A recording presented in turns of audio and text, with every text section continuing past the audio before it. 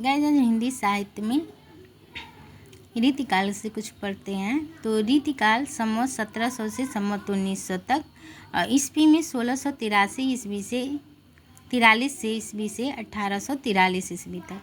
आचार्य रामचंद्र शुक्ल ने संवत 1700 से 19 तक के कालखंड को रीतिकाल की संज्ञा दी है।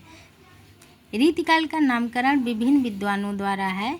रीतिकाल आचार्य शुक्ल, रीतिकाव्य डॉक्टर जॉर्ज किएसन, श्रृंगार काल आचार्य विश्वनाथ प्रसाद मिश्र, अलंकृत काल मिश्र बंधु जो हैं श्याम बिहारी, सुखदेव बिहारी एवं गणेश बिहारी मिश्र, कला काल हैं डॉक्टर रमाशंकर शुक्ल रसाल।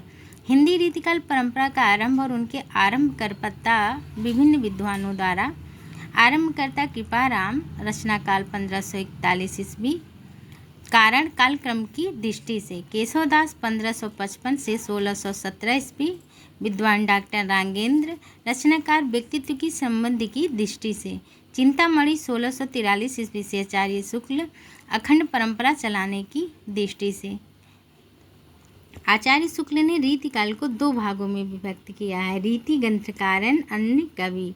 आचार्य विश्व प्रसाद मिश्र ने हिंदी साहित्य का अतीत में रीतिकाल को श्रृंगार काल नाम दिया है एवं इनके दो भागों रीतिबद्ध धारा और रीति मुक्त या स्वच्छंद काव्य धारा में बांटा है। पुनः रीतिबद्ध को रीति सिद्ध और रीतिबद्ध में बांटा है। रीतिबद्ध काव्य, इनके अंतर्गत नीति निरूपण संबंधी रचनाएं सम्मिलित की जाती हैं।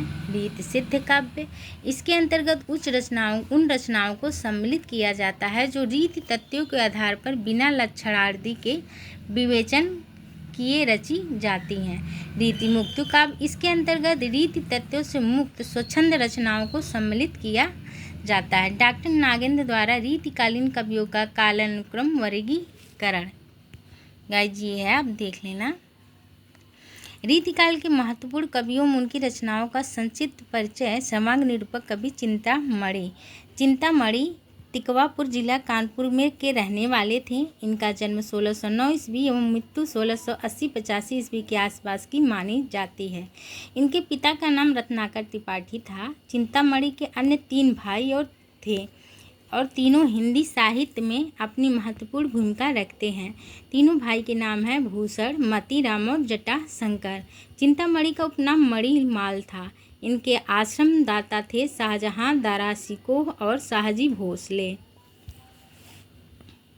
आचार्य शुक्ल ने चिंतामणि को रीतिकाल का प्रवर्तक माना है। चिंतामणि सिद्धांतः रसवादी आचार्य थे।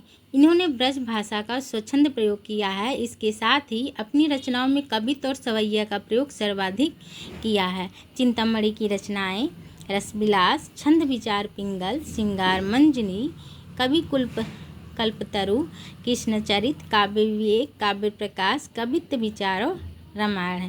गाइस आज के लिए बस इतना ही। अगले वीडियो में और पढ़ेंगे। अगर वीडियो अच्छी लगी हो तो मेरे चैनल को सब्सक्राइब करें, लाइक करें और शेयर करें। कोई त्रुटि हुई है तो क्षमा करें। धन्यवाद।